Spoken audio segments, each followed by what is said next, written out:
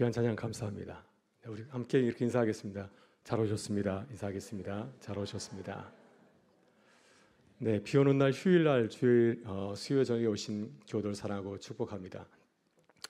오늘은 이제 사도행전 선교적 읽기 벌써 네 번째 시간인데요. 오늘은 특별히 구원에 대해서 주제를 가지고 함께 나누려고 합니다. 저희가 사도행전의 말씀을 9가지 주제에 비춰서 살펴보고 있는데 오늘은 네 번째 시간 구원이라고 하는 주제에 비춰서 사도행전의 말씀 함께 나눠보려고 합니다.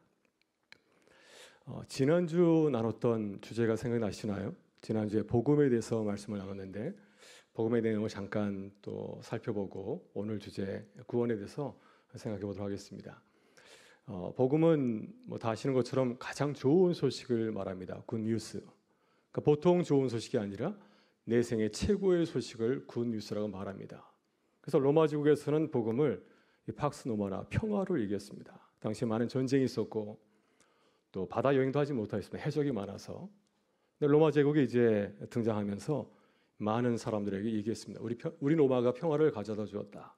사람들이 그동안 갈구했던 평화를 우리가 보장하겠다. 그것이 로마가 자랑했던 복음입니다. 평화의 복음이죠. 구약 성서에서도 복음에 대해서 얘기하고 있는데요. 구약 성서에서 특별히 이스라엘 민족이 갈구하였던 복음은 무엇일까요? 이스라엘 백성들은 70년 동안 바벨론에서 포로 생활하였습니다. 그들이 가장 그리워했던 것은 바로 구원의 소식이죠. 해방의 소식. 다시 해방이 되어서 노예 신분을 벗고 다시 해방이 되어서 자유민이 되어서 다시 고국으로 돌아가는 것. 이것이 그들이 가장 바랐던 복음의 내용이었습니다. 신약 시대에 와서는 복음이 무엇일까요? 신약에서는 우리가 지난주에 말씀드린 것처럼 바로 예수님의 삶과 선포가 바로 복음이라고 얘기하고 있습니다. 고린도서 15장에서 바울 사도는 복음에 대해서 얘기를 하면서 예수님께서 죽으시고 장사 지냈다가 다시 살아나셔서 제자들에게 나타나신 것, 이 네 가지를 복음으로 소개하고 있습니다. 예수님의 그 삶 자체, 예수님께서 이 땅에 오셔서 죽으시고 또 다시 살아나신 그 모든 이야기가 우리에게 복음인 이유가 무엇일까요? 바로 그것은 성경이 말씀하신 그 약속을 이루셨기 때문입니다. 사실 성경이 우리에게 보장하는 것이 가장 복음 아닌가요? 가장 귀한 말씀인데 그 말씀이 예수님의 삶 가운데서 이루어졌다고 하는 것입니다. 또 무엇보다도 예수님께서 십자가에서 죽으시고 부활하신 것 모든 것이 누구를 산 것입니까?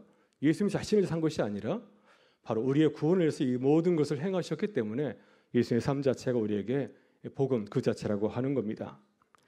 우리가 지난주에 나눠봤던 복음의 두 번째 내용은 무엇이었습니까? 오래전 약속한 복음은 오늘 우리에게 전해졌다고 하는 겁니다. 우리는 복음을 과거로 생각하지 않죠. 복음이 복음인 것은 이것이 오늘 우리에게 의미가 있기 때문이 아닌가요? 그래서 스데반과 바울의 설교의 내용을 보게 되면 스데반이 이제 공회에서 유대민들에게 그리고 바울이 또한 13장에서 복음을 증언할 때도 마찬가지로 그의 설교를 들어보게 되면 크게 두 가지로 이루어져 있습니다. 한 가지는 이스라엘 이야기고요. 또 한 가지는 바로 예수님의 이야기입니다. 그래서 복음은 구약 성서와 연결이 되어 있습니다. 그래서 바울 사도는 바울 서신에서 성경대로라고 하는 문구를 많이 사용하지 않습니까? 예수님의 그 삶 자체가 성경대로 이루어졌고 그 약속의 말씀이 모든 성도의 삶의 자리 가운데 교회 가운데 이루어졌기 때문에 성경대로라는 말씀을 쓰고 있습니다. 그래서 예수님의 복음 이야기를 보게 되면은 세 가지 내용이 이렇게 보게 됩니다. 구약의 말씀이 예수님의 삶과 선포에서 이루어졌고 또 그 말씀의 모든 내용이 예수님 시대로 그친 것이 아니라 그 말씀이 또한 우리들의 삶의 자리에서 적용이 되어서 선포되고 또 이루어졌다고 하는 것입니다. 그래서 바울 사도는 고린도서 15장 8절에서 자신의 이야기도 복음에 끼워놓고 있습니다. 내게도 보이셨다. 주님께서 내게 나타나신 그 사건도 바로 복음의 일부라고 하는 것입니다. 그래서 복음은 예수님 시대라든지 사도들이라든지 다른 사람들의 이야기가 아니라 또한 우리들의 이야기인 거죠. 우리가 예수님을 믿고 살아가면서 주님 주신 은혜를 우리가 나누고 누리고 전하게 될 때 그 내용 또한 복음에 포함된다고 하는 사실입니다. 세 번째로 나눈 복음에 대한 이야기는 오늘 우리에게 전해진 복음은 또 다음 세대로 전해진다고 하는 것입니다. 누가복음 4장 18절부터 21절을 보게 되면 예수님께서 공생의 사역을 시작하면서 선포하지 않습니까?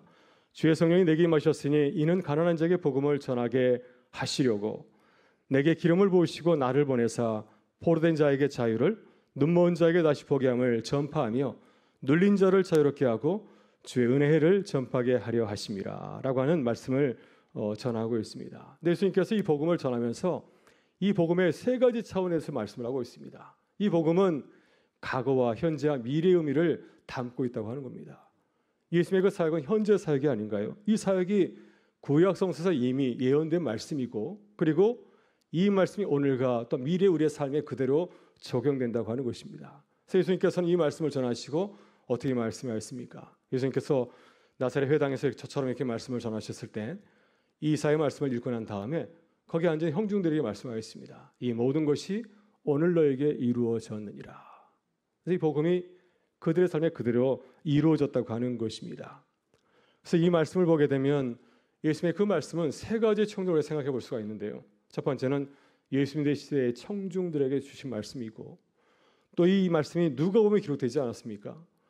누가복음은 주 80년경에 예수님의 사역 이후에 한 50년 후에 기록이 된 말씀인데, 그 말씀이 기록되고 그 말씀이 전해질 때 이 누가복음을 읽는 많은 청중들에게도 이 말씀이 동일하게 이루어졌다고 하는 것입니다. 또한 그리고 그 이후에 성경에 기록된 이후에 이 성경을 읽는 모든 세대마다 이 말씀이 또한 그들에게 그대로 이루어졌다고 하는 것입니다. 그래서 하나님의 말씀이 복음은 이런 다양한 청중을 가지고 있는 것을 보게 됩니다. 그러니까 이 말씀은 오늘의 말씀이죠. 과거에 전한 말씀이지만 또한 이 말씀이 오늘에게 들려진 말씀이고, 또 이 말씀이 우리를 통해서 다시 들려주게 될 때 우리 다음 세대도 이 말씀이 오늘의 복음으로 전해지리라 믿습니다. 그 사도행전 12장을 보게 되면 베드로 사도가 고넬료 사건을 예루살렘 교회에 돌아와서 보고를 하고 있습니다.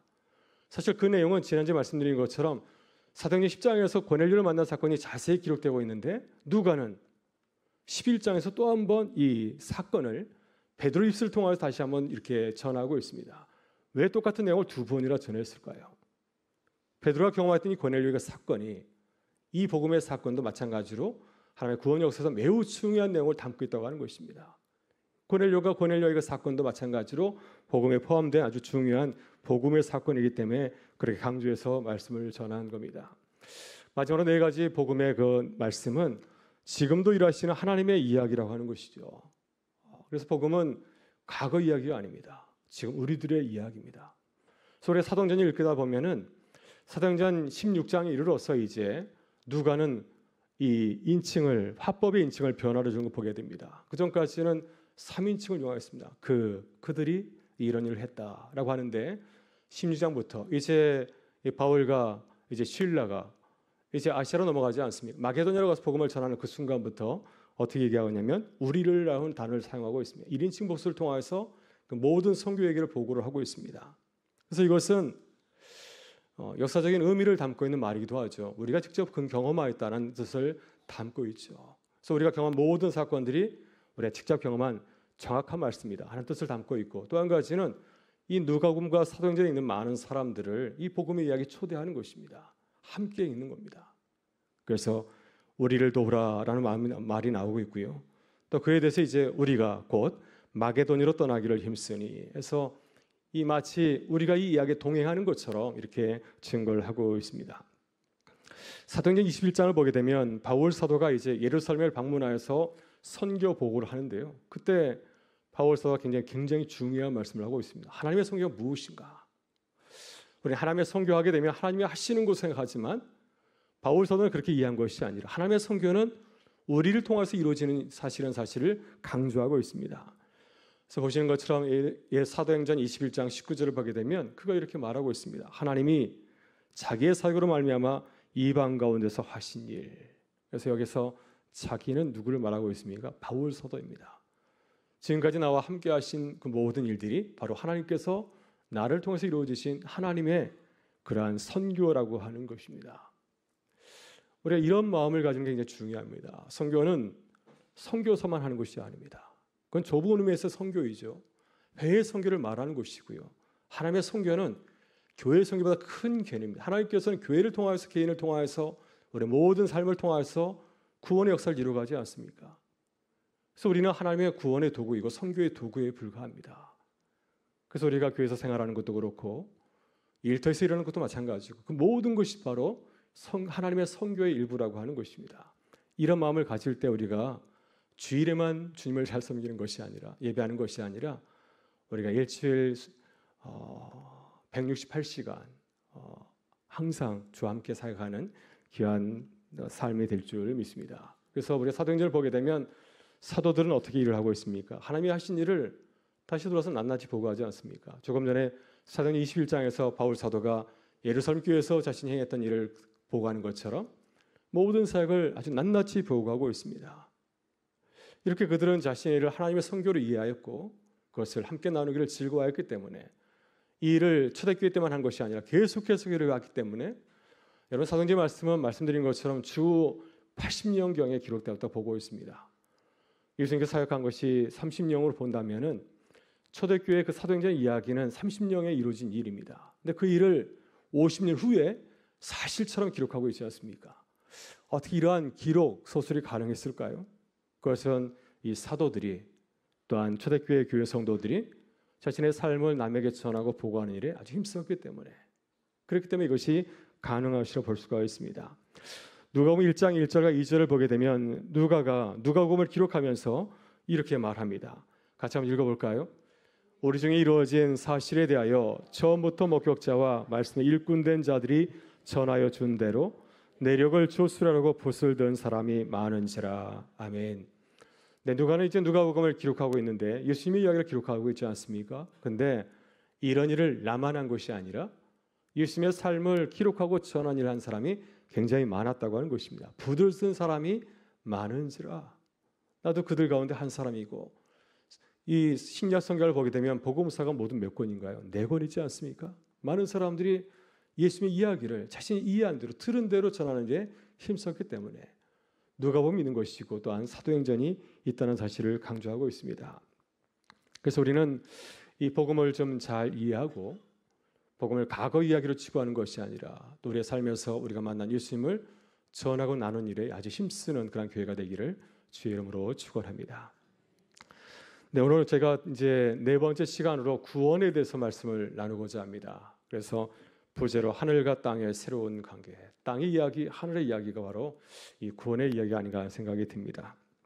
첫 번째, 이 사도행전은 구원과 해방의 이야기이죠. 구원과 해방은 거의 같은 동요라 볼 수 있는데요. 사도행전 1장 8절을 보게 되면 사도행전의 내용을 한 문장으로 잘 소개해주고 있습니다. 오직 성령이 너희에게 마시면 너희가 권능을 받고 예루살렘과 온 유대와 사마리아 땅끝까지로 내 증인이 되리라. 그래서 사도행전은 어떤 내용인가요? 예수님의 그 제자들이 사도가 되어서 땅끝까지로는 과정을 전해주고 있습니다. 이런 과정에서 매우 중요한 사건이 무슨 사건인가요? 사도행전 2장에 나오는 성령 강림 사건입니다. 이 사건을 통해서 이제 교회가 태동하게 되었고 사도들은 이제 겁쟁이가 아니라 증인이 되어서 세상으로 나가게 되었습니다. 그래서 매우 중요한 새로운 시를 여는 그 결정적인 사건이 바로 성령 강림 사건입니다. 그러니까 우리는 사도행전에 일어나는 이 성령 강림 사건을 마가의 다락방에서 성령 받은 얘기로 치부할 것이 아니라 이 사건이 마치 폭발되듯이 폭탄이 폭발해서 온 누리에 퍼지는 것처럼 이러한 성령이 놀라운 이 폭발하는 사건이 바로 이 성령 강림 사건이라는 사실을 기억해야 됩니다. 여러분 사도행전의 그 성령 강림, 성령 사역은 이미 누가복음에도 나타나고 있습니다. 예수님께서 제가 좀 전에 말씀드렸던 나사렛 회당에서 자신의 공생애사를 시작하실 때 이 성령의 사역을 강조해서 말씀하셨는데요. 우리 같이 다시 한번 읽어보겠습니다. 주의 성령이 내게 임하셨으니 이는 가난한 자에게 복음을 전하게 하시려고 내게 기름을 부으시고 나를 보내서 포로된 자에게 자유를, 눈먼 자에게 다시 보게 함을 전파하며 눌린 자를 자유롭게 하고 주의 은혜를 전파하게 하려 하심이라 하였더라. 아멘. 그래서 예수님께서는 자신의 사역을 이렇게 소개하고 있습니다. 앞으로 예수님께서 3년의 공생애 뿐만 아니라 이 교회의 사역을 통해서 어떤 일을 시작하실지를 이 사도행전 누가복음 4장에서 말씀하신 겁니다. 예수님께서 전하신 하나님 나라를 한마디로 표현하면 뭐라고 표현할 수 있을까요?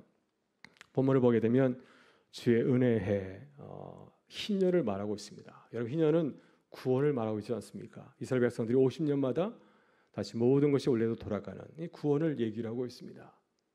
그래서 우리는 예수님의 그 사역을 생각하게 될 때 좁은 의로 생각할 때가 많이 있습니다. 교회 개척이나 전도, 선교로 생각을 하는데요. 이것이 하나님 나라의 모든 것인가요? 하나님 나라의 모든 것은 모든 차원에서 해방을 말하고 있습니다. 모든 주의 백성, 이 땅의 모든 피조물들이 주의 은혜를 경험하게 되는 것이 바로 하나님께서 원하시는 하나님 나라의 구원의 사역이라고 말씀을 하였습니다. 그래서 우리는 예수님의 그 선교를 생각하게 될 때 영적인 해석도 필요하지만 문자적인 해석도 필요합니다. 예수님의 말씀을 보게 되면 포로된 자, 눌린 자, 그리고 눈먼 자가 나오지 않습니까? 이런 자가 누구일까? 이런 것을 우리가 영적으로 해석하기도 하지만 마찬가지로 이것을 또한 문자적으로 해석할 필요도 있다고 하는 겁니다. 그래서 구체적으로 우리의 삶의 자리에서 눈먼 자가 누구인가? 어떤 구체적인 구해석을 해야 될 것인가를 우리가 문자적으로 해석하는 것도 필요하고요. 또 교회 선교도 마찬가지로 개인 전도와 교회 부흥만을 교회의 선교로 보는 것이 아니라 더 나아가서 진정한 하나님의 사람이 되도록 하는 제자 훈련에 힘쓰는 것도 마찬가지로 필요하다고 하는 것입니다. 그래서 외적인 성장도 물론 중요하지만 내적인 질적인 성장에 대해서도 교회가 관심을 가져야 됩니다. 영국 감리교의 창시자 존 웨슬리는 개인 기도와 회심을 굉장히 촉구하였습니다. 그래서 존 웨슬리를 통해서 감리교회가 시작되는 아주 영적인 폭발력 있는 그런 사역을 감당하게 되었는데 그의 영향을 받은 이 윌리엄 일버포스는 정치인입니다. 그런 복음을 받아들이기 위해 어떻게 하였습니까? 그런 노예방을 주장하였습니다. 그러니까 진정한 예수 그리스도의 복음이 무엇인가? 영국 내에서 만연되고 있는 노예들을 해방시켜주는 것이 보다 근본적인 본질적인 구원의 내용으로 보았기 때문에 그런 정치인으로서 자신의 사역을 통해서 이 일을 수행한 것이었습니다. 그래서 우리는 예수님의 구원의 복음을 말씀할 때 영적인 해석도 물론 필요하지만 실제로 우리의 삶의 자리에서 어떤 구원을 이루어갈 것인가에 대한 관심을 가지고 또 살아가는 것이 필요하다고 하는 것입니다. 성경에서 말하는 구원의 의미가 무엇일까요? 그래서 성경을 보게 되면 구원이 굉장히 다양하게 쓰이고 있는데 먼저 우리가 신약성 사도행전과 누가복음에 나오는 이 구원의 의미를 잠깐 살펴보도록 하겠습니다. 먼저 구원은 파선의 위기를 무사히 벗어나는 것, 어려움에서 벗어나는 것을 구원이라고 말하고 있습니다. 저번에서의 구원을 이렇게 말하고 있는데요. 제가 세 구절을 써놓았는데 모두 사도행전 27장의 내용입니다. 바울 사도가 이제 로마로 향해 가다가 큰 풍랑을 만나지 않습니까? 유라굴을 만나서 이제 배가 파손되어서 다 죽게 된 그런 상황이 있었습니다. 그때 나오는 말씀인데 거기에 보게 되면은 구원이라는 단어를 써서 기록을 하고 있습니다. 먼저 첫 번째 문장 보게 되면 27장 20절 말씀인데요. 여러 날 동안 별도 보이지 아니하고 큰 풍랑이 그대로 있음에 구원의 영광마저 없어졌더라. 구원이라는 단어를 쓰고 있습니다. 두 번째 31절도 보게 되면 바울이 백부장과 군인들에게 이르되 이 사람들이 배에 있지 아니하면 너희가 구원을 얻지 못하리라 하니. 그 사람들이 풍랑을 만나니까 다 바다로 이렇게 뛰어내리려 하지 않았습니까? 그때 바울이 얘기하는 거죠. 너희가 배에 있어야지 구원을 받을 수 있다. 여기서 말하는 구원은 뭡니까? 이 풍랑으로부터 보호를 받는 것을 말하고 있습니다. 30절에도 이렇게 말씀하고 있습니다. 음식 먹기를 권하노니 이것이 너희가 구원을 위하는 것이요 너희 중 머리카락 하나도 잃을 자가 없으리라 하고. 그러니까 많은 사람들이 풍랑을 만나서 이제 삶을 포기하고 죽으려 하지 않습니까? 음식 먹기를 거절하였습니다. 사실 또 배멀리에서 먹을 그런 처지도 아니었지만 이런 상황 가운데 바울 사도는 이제 사람들을 이해하는 거죠. 너희가 먹어야 살 수 있다. 먹어야 이 풍랑에서 구원을 받을 수 있다 하는 것을 말씀하고 있습니다. 그래서 이렇게 사도행전 27장에서 말하는 이 구원의 의미를 보게 되면은 특별히 어려움에서 이제 구출되는 것을 말씀하고 있고요. 두 번째를 보시면은 구원은 죽음의 위기에서 살아남는 것을 말하고 있습니다. 그러니까 앞에 있는 내용은 좀 더 진행되는 것을 말하게 되는 거죠. 앞에 있는 것은 어려운 위기에서 극복되는 걸 한다면은 지금 말씀하고 있는 구원은 죽음의 위기에서 살아남는 것, 생사를 얘기하고 있습니다. 27장 43절 말씀은 이렇습니다. 백부장이 바울을 구원하려 하여 그들의 뜻을 막고 헤엄칠 줄 아는 사람들을 명하여 물에 뛰어내려 먼저 육지에 나가게 하고. 이때 상황을 보게 되면 군인들이 이제 배가 파손되게 되었습니다. 그래서 만약에 이제 군인들은 이 죄수들이 만약에 살아나게 되면 그 모든 책임이 자신들에게 돌아오지 않겠습니까?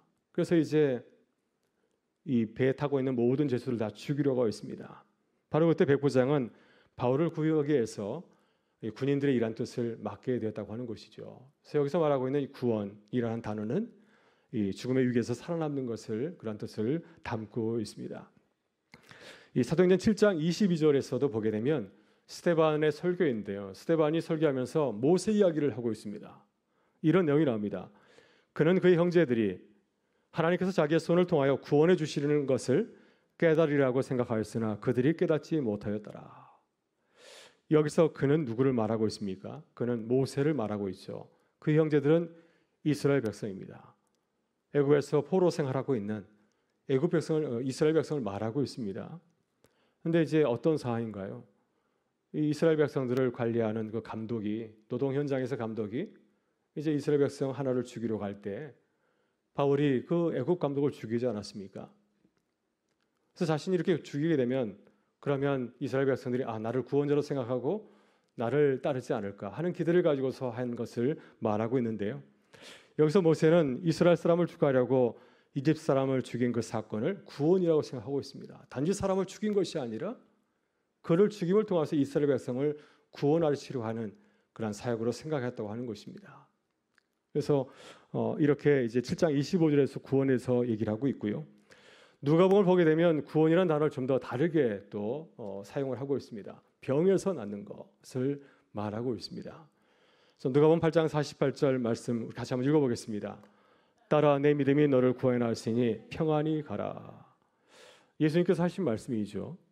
혈루증 여인에게 이 말씀하신 것은 무엇이었습니까?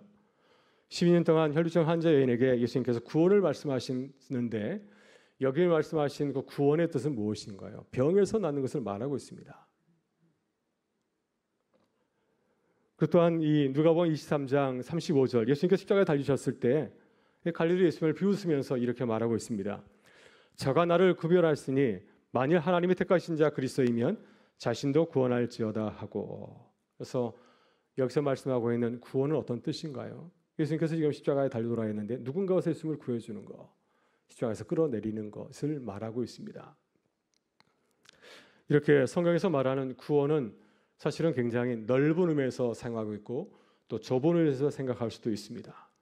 그래서 우리가 성경을 읽을 때 우리가 지금 구원이라는 관점을 읽고 있는데 구원이라는 단어가 똑같이 사용되지만 그러나 그 용법이 저마다 다른 것을 볼 수가 있습니다. 그래서 각 절에서 또 각 단어의 그 맥락에서 이 단어가 어떻게 쓰였는지를 우리가 잘 파악해야 될 때 성경의 그 바른 뜻을 우리가 이해할 수가 있습니다. 성경 저자들도 마찬가지로 이 구원에 대해서 다르게 사용하는 것을 보게 됩니다. 사도 바울도 구원이라는 단어를 굉장히 많이 쓰고 있는데요. 그는 개인적인 차원에서 영혼의 구원을 강조하면서 이 구원을 이렇게 사용하고 있고요. 우리가 조금 전에 생각한 것처럼 누가복음과 사도행전에서 누가는 이 구원을 굉장히 폭넓게 쓰고 있는 것을 보게 됩니다. 병자가 병에서 낫는 것도 구원이라고, 또 죽음 어려운 위기에서 구출하는 것, 그리고 또 생사의 고락에서 다시 건짐을 받는 것도 구원이라는 단어로 이렇게 사용을 하고 있습니다. 그래서 우리는 이 구원이라는 말을 생각하게 될 때 우리가 넓게 생각한다면 세 가지를 생각해 볼 수 있을 것 같습니다. 그거는 미래 사건이기도 하고 현재 사건이기도 하죠. 그리고 또한 두 번째로는 개인의 영혼을 말하기도 하고 이것은 또한 전체 인간을 가리키기도 합니다. 예수님께서 우리 한 사람 한 사람을 구원하기 위해서 십자가 달 돌아가셨지만은 모든 인류를 다 구하기 위해서 십자가에서 돌아가셨기 때문입니다. 그래서 구원은 개인 자원 차원에서 쓰기도 하고 또 이렇게 전 인류적인 차원에서 쓸 수 있도록 하는 것이고요. 또 우리가 구원을 얘기할 때도 이 구원은 하나님께서 우리를 행하신 일을 가리킬 때도 구원을 말하기도 하지만은 또 우리를 통해서 이루어가시는 그 일을 말할 때도 마찬가지로 이 구원을 이란 단어를 사용할 수가 있습니다. 그래서 성경에서 말하고 있는 이 구원은 이러한 여러 가지 다양한 의미를 가지고 있다는 사실을 기억하시고 또 이해하는 것이 좋을 것 같습니다. 네, 다음으로 이제 구원의 내용을 살펴보게 될 때 하늘이 아니라 땅에서의 해방, 하나님께서의 구원의 역사는 물론 우리가 다 이제 우리의 삶이 끝난 뒤에 천국에 가는 것이지만 또 이 땅에서 주님께서 하시는 그 일이 또한 이 구원의 사역이라는 사실을 강조하고 있습니다. 사도행전에서 강조하는 해방은 땅에서의 구원을 말씀하고 있습니다. 예수님의 부활이 가져온 해방은 무엇인가요? 우리를 죄와 사망의 권세에서 해방하는 것입니다. 사도행전 2장 24절 베드로가 설교하면서 성령 강림 받고 성령의 사건을 경험한 이후에 거리에 나가서 많은 사람들에게 증거하는 자리에서 이렇게 증거하고 있습니다. 하나님께서 그를 사망의 고통에서 풀어 살리셨으니 이는 그가 사망에 미어 있을 수 없었음이라. 그래서 예수님의 부활이 가져온 해방은 우리가 죄와 사망의 고통에서 벗어나는 것이 바로 이 구원의 내용임을 말해주고 있습니다. 그래서 예수님의 부활은 어떤 결과를 가져왔습니까? 사망과 죄의 이 권세에 있는 인간을 해방시키는 하나님의 구원 사역을 가져왔다고 하는 것입니다. 이것이 예수님의 이 구원의 그 첫 열매라 볼 수가 있습니다. 그래서 여기서 말씀하고 있는 해방은 이 땅에 관한 것임을 보게 되죠. 이 땅에서 우리가 살아가면서 사망과 죄의 권세로부터 노임을 받는 것, 바로 이것이 1차적인 구원의 의무를 우리가 알 수가 있습니다.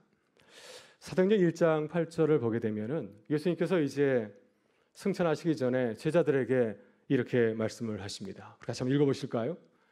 오직 성령이 너에게 임하시면 너희가 권능을 받고 예루살렘과 온 유대와 사마리아 땅끝까지로 내 증인이 되리라 하시니라. 아멘.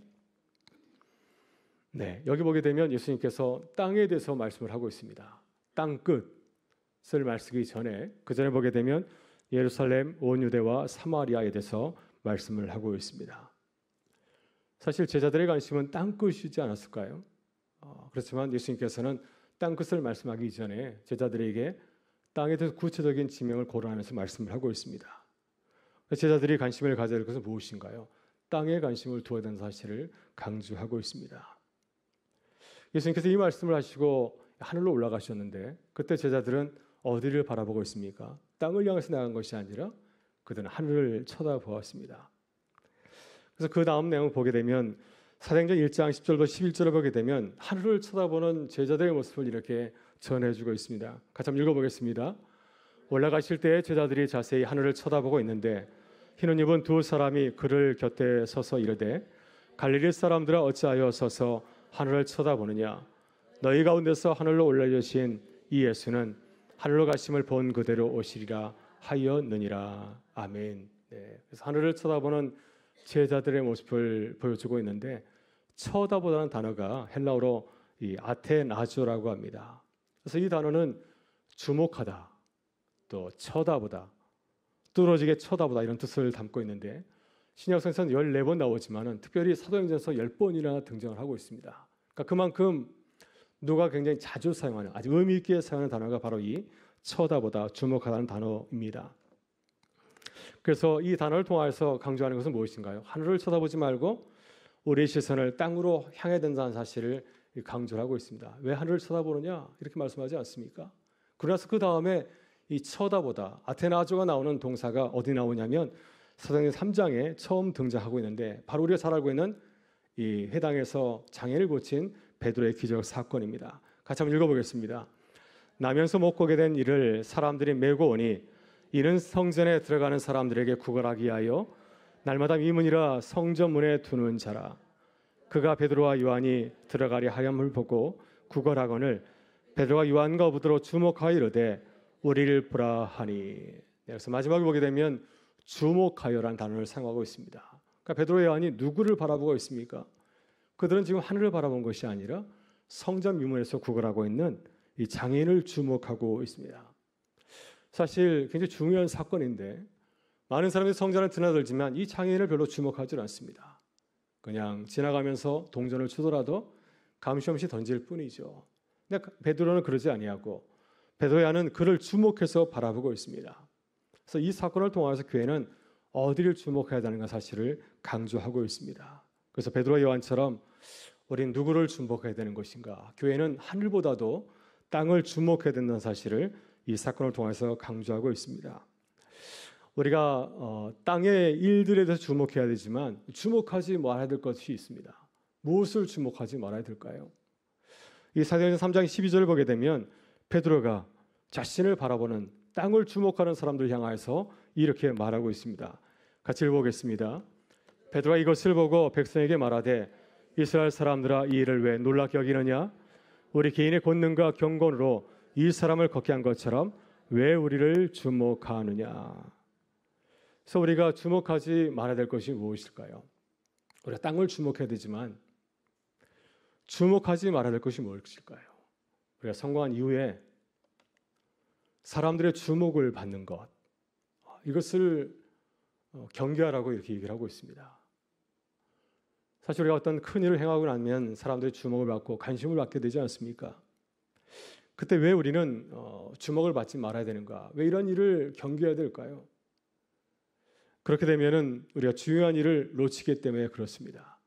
그래서 우리가 땅의 사역을 감당하면서 관심을 가져야 될 것은 무엇인가? 오늘 본문에서도 땅에 있는 불쌍한 사람을 계속해서 관심을 가지는 것이 아니라 그를 통해서 이 놀라운 기적을 행하신 하나님을 바라봐야 된다고 하는 것입니다. 이것이 진정으로 우리가 땅에서 하는 모든 사역을 감당할 때 해야 될 바른 모습, 이것이 땅의 구원을 이루어가는 교회의 모습임을 강조를 하고 있습니다. 다음으로 이제 사도행전을 강조하는 것은 바로 이 땅과 하늘의 새로운 관계에 대해서 얘기하고 있는데요. 이것이 이 사도행전을 강조하는 구원의 새로운 모습이라 볼 수가 있습니다. 그래서 우리가 땅의 일도 중요하지만 또 하늘의 차원이 굉장히 중요합니다. 여러분 사도행전 7장을 보게 되면 아테나조 이 단어가 또 등장하고 있는데요.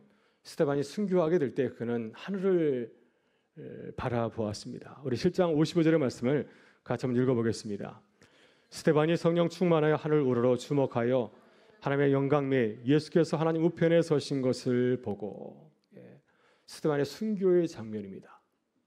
그래서 그는 그때 땅을 바라본 것이 아니라 자신을 죽이는 자를 바라본 것이 아니라 하늘을 쳐다보았습니다. 하늘로 주목하여 하늘을 쳐다봤다가 강조하고 있습니다. 스데반이 이 땅에서 눈을 들어서 하늘을 쳐다보게 될 때 하늘이 보였습니다. 이 사건은 단순한 이 스데반이 하늘의 모든 것을 본 그 사건을 말하는 것이 아니라 하늘과 땅이 가까워진 사건을 말해주고 있습니다. 하늘과 땅이 소통하는데 전혀 장애물이 없는 그런 모습을 이 짧은 장면을 통해서 보여주고 있습니다. 여러분 예수님께서 사도행전 1장 11절에서 이렇게 말씀하십니다. 이 예수는 하늘로 가심을 본 그대로 오시리라. 에베소 2장 2절을 보게 되면 공중 권세 자본자들의 말이 나오지 않습니까? 세신 당시에 많은 사람들은 하늘을 어떻게 생각했습니까? 하늘을 악한 공간으로 생각을 하였습니다. 공중은 사람들이 사는 땅과 하나님이 계신 하늘 사이를 이렇게 하늘 사이에 있지 않습니까? 이 공중의 세력을 누가 잡고 있습니까? 사단의 악한 세력이 잡고 있다 이렇게 증거하고 있습니다. 예수님께서 이 공간을 가르고 하늘로 승천하시게 된 겁니다. 땅에서 하늘까지 이 공중을 가르고 승천하게 된 사건이죠. 그래서 예수님의 그 승천 사건을 통해서 그동안 하늘과 땅 사이에 막힌 길이 열리게 됐음을 보여주고 있습니다. 이것이 예수님의 놀란 승천 사건의 영적인 의미라 볼 수 있겠고요. 또 오순절 성령 강림 사건도 마찬가지로 하늘과 땅을 가르는 장벽이 없어졌음을 말씀을 하고 있습니다. 단지 성령께서 이 땅에 내려오신 것이 아니라 그동안 하나님과 사람이 전혀 소통할 수 없었는데 성령의 내려오심을 통해서 그동안 끊겼던 하늘과 땅 사이의 다리가 다시 연결되었음을 보여주는 사건으로 볼 수가 있습니다.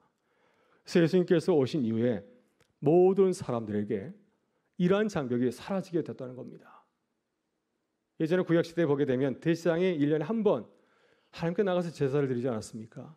예수님께 오신 이후에 이제는 대제사장뿐만 아니라 모든 사람들이 예수님께 기도함을 통해서 하늘을 볼 수 있는 그러한 길을 열어주셨다고 하는 것입니다. 이러한 사건들을 이 사도행전 2장 17절부터 18절의 말씀은 요엘서의 그런 성취를 통해서 이렇게 증거하고 있습니다. 같이 한번 읽어보겠습니다. 하나님이 말씀하시기를 말세에 내가 내 영을 모든 육체에 부어주리니 자녀들은 예언할 것이요 너희의 젊은이들은 환상을 보고 너희 늙은이들은 꿈을 꾸리라. 그때 내가 내 영을 내 남종과 여종들에게 부어주리니 그들이 예언할 것이요. 아멘. 그래서 이 사건이 어떤 사건인가요? 이제 이 땅에서도 자녀들이 예언을 하고 환상을 보고 꿈을 꾸는 하늘과 땅이 길이 열려서 하늘을 보는 그러한 주의 백성이 되게 될 것이라 말씀하고 있고요. 또 이 내용이 어떻게 되었습니까? 남종과 여종들에게 부어주니 남자들에게 주어지는 것이 아니라 여자들에게도 모든 하나님의 백성 가운데 동일하게 주의 영이 임하여서 하늘을 볼 수 있는 은혜를 주신다고 이렇게 말씀을 하고 있습니다. 그래서 예수님의 성육신과 승천 사건이 왜 복음일까요? 그것은 땅에 사는 사람들이 하늘의 은혜를 맛볼 수 있는 시대가 열렸기 때문입니다. 그래서 이러한 말씀에 비춰서 보게 되면 스데반은 눈을 들어서 하늘을 바라보게 된 것입니다. 우연이라는 것이 아니라 성령께서 오셔서 그의 예의를 열어주셨기 때문에 스데반이 그 순교의 자리에서 예수께서 하나님 우편에 앉아 계신 영광스러운 모습을 보게 되었다는 것이고요. 오순절은 또한 바로 성령께서 우리에게 임하신 그 사건은 그냥 백이심의 문도들만 성령을 경험한 사건이 아니라 성령께서 우리 모든 인류에게 찾아오셔서 하늘과 땅이 열려서 주님을 만나는 그런 길을 얻게 되는 은총을 누리게 됐다고 하는 사실입니다. 그래서 이 놀라운 하나님의 그 구원의 사건이 누구에게 일어났습니까? 모든 사람들에게, 죄를 구하는 모든 사람들이 동일하게 이루어졌음을 증거하고 있습니다. 또 한 가지 우리가 강조할 것은 뭐냐면 하늘과 땅이 가까워진 사건은 하늘과 땅만 가까워진 것이 아니라 사람과 사람 사이의 장벽도 무너지게 되었다고 하는 사실입니다. 사도행전이 이 사실을 증거하고 있지 않습니까? 고넬료 사건은 어떤 사건인가요? 유대인과 이방인이 만난 사건입니다. 지금까지 유대인들은 이방인을 상종하지 않았습니다. 이방인은 하나님의 백성이 아니라 생각하고 그들을 만나지 않았는데 고넬료 사건을 통해서 이제 유대인과 이방인이 만나서 세례를 베풀 때 그에게도 성령이 임하였습니다. 그래서 예루살렘 교회는 하나님께서 이방인에도 복음을 전하기를 원하시는 사실을 깨닫게 되었습니다. 또 한 가지 우리가 지난 사도행전 8장에 말씀하신 놀라운 사건을 증거하지 않습니까? 에디오피아 네시는 언약 백성의 공동체에 들어갈 수가 없습니다. 그래서 그는 하나님을 경외하는 자여서 예루살렘까지 와서 은혜를 사모하였지만 예배를 드리지 못하고 헛걸음하지 않았습니까? 근데 그에게 빌립이 세례를 주어서 그도 하나님의 백성이 되는 놀라운 사건이 일어나게 되었습니다. 그래서 초대교회는 이 놀라운 사람과 사람 사이의 장벽이 무너진 사건을 증거하고 있는데요. 에베소 2장 14절은 이렇게 증거합니다. 둘이 하나를 만들사 온수된 것, 그 중간에 막힌 담을 자기 육체로 허시는 이 구원의 역사가 이제 초대교회 시작이 되었고 또 우리 가운데서 계속해서 일어나는 줄 믿습니다. 이제 마지막으로 우리가 구원의 말씀을 듣고 어떻게 살아가야 될 것인가를 이렇게 함께 나눠보기를 원합니다. 선교사의 마인드로 선교적 교회를. 여기 있는 네 분의 사람들은 누구인가요? 다 한국에 온 선교사들입니다. 제일 앞에 있는 분이 아펜셀러, 그 다음에 언더우드, 스크랜턴, 네인울즈, 다 선교사들입니다. 그래서 우리는 선교사의 마인드를 가지고서 우리 사역을 돌아볼 필요가 있습니다. 선교사가 한국에 올 때 어떻게 왔을까요? 우리말을 배우고 문화를 배우고 옷도 바꾸고 그죠? 또 한국 사람들에 관한 습관 이런 거 다 배운 다음에 들어오지 않았습니까? 그래서 복음을 전한 것처럼 그런 마음을 가지고서 이 삶을 살아가야 된다고 하는 것이죠. 사도행전은 선교적으로 있는 것은 무엇을 말하고 있을까요? 이 사도행전에 등장하는 베드로, 바울 있지 않습니까?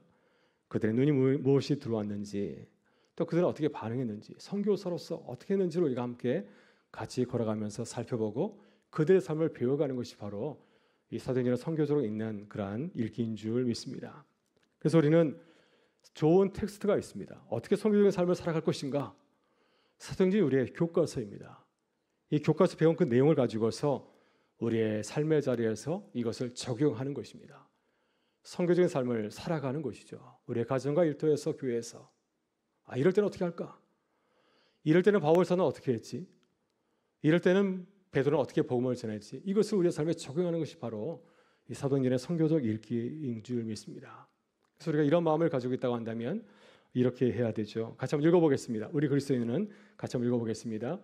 우리 그리스도인은 각자의 삶의 현장에 번뇌를 받은 선교사라는 소명을 가지고 선교적 시선을 가지고 선교적 삶을 살아야 한다. 그래서 중요한 것은 이제 우리의 삶에서 우리가 어떻게 살 것인가 하는 것이 매우 중요하죠. 올해 9월에 인천 송도에서 로잔대회가 열립니다. 복음대회인데요. 기도 제목을 한 25가지 이렇게 내놓았습니다. 선교적인 과제들. 2024년 코로나 이후의 시대를 바라보면서 한국교회, 세계교회가 어떤 마인드를 가지고서 복음을 전할 것인가, 어떻게 선교할 것인가에 대해서 이러한 8가지의 카테고리인가요? 거기서 비추어서 구체적인 기도 제목을 내놓았습니다. 먼저 복음 전파를 보게 되면 전 세계 인구의 고령화 문제, 새로운 중산층들, 다음 세대 전도, 이슬람, 세속주의, 미복음화된 민족들 이런 주제를 가지고 살아가야 된다는 걸 강조하고 있고요. 두 번째는 디지털 시대의 사역.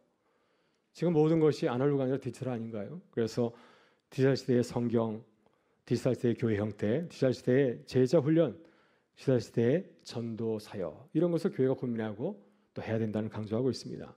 인간됨에 대한 이해에 대해서도 이렇게 기도 제목을 내놓았는데요. 트랜스 휴머니즘, 기술 그리고 구원 재정의 성과 차별, 정신 및 신체의 건강. 그래서 지금 뭐 트랜스젠더니 성이 남성과 여성이 아니라 제3의 성들이 많이 있습니다. 그래서 미국에서 이제 인구 조사할 때 보게 되면 당신의 성은 무엇입니까? 예전에 두 가지만 있었잖아요. 남성, 여성. 지금 그러지 않습니다. 수없이 많습니다. 이런 시대를 통해서 우리가 고민하고 있는 게 많이 있다고 하는 것이죠. 다중심적 선교사역, 다중심적 선교, 다중심적 자원의 동원, 기독교인의 연합과 지상 대의 명령. 지금은 굉장히 다변화된 사회입니다. 한국 안에도 많은 다민족이 들어와 있지 않습니까? 이런 사회 가운데서 어떻게 우리가 복음 사역을 감당할 것인가 하는 것이 한국교회의 중요한 문제라고 지적해주고 있고요. 또 선교와 거룩함에도 보게 되면은 정직과 반부패의 주제, 또 통전적 영성 및 선교, 지도자 풍성 개발, 영성 개발 이런 내용이 있고요. 또 공동체에서 증인되기. 그래서 우리의 그 삶의 자리, 이주민들, 도시 공동체, 디지털 공동체에서 어떻게 복음을 전한 증인으로 살아갈 것인가를 또한 이 기도 제목으로 내놓았습니다. 마지막으로 사회적인 상호 교를 보게 되면 기독교 급진적 정치 그리고 종교의 자유, 창조 세계 취약계층 돌봄, 일도 사역. 그래서 굉장히 다양한 한국 사회뿐만 아니라 온 인류가 직면하고 있는 많은 문제를 교회의 문제로 내놓고 이것을 교회가 짊어지고 가야 한다는 사실을 강조하고 있습니다. 그래서 오늘 우리가 구원에 대한 내용을 함께 나누었는데요. 구원은 해방입니다. 땅에서 또 하늘에서 하나님의 구원을 경험하는 것이 매우 중요하고 또 이러한 구원의 사역을 교회를 통해서 하나님께서 이루어가신 줄 믿습니다.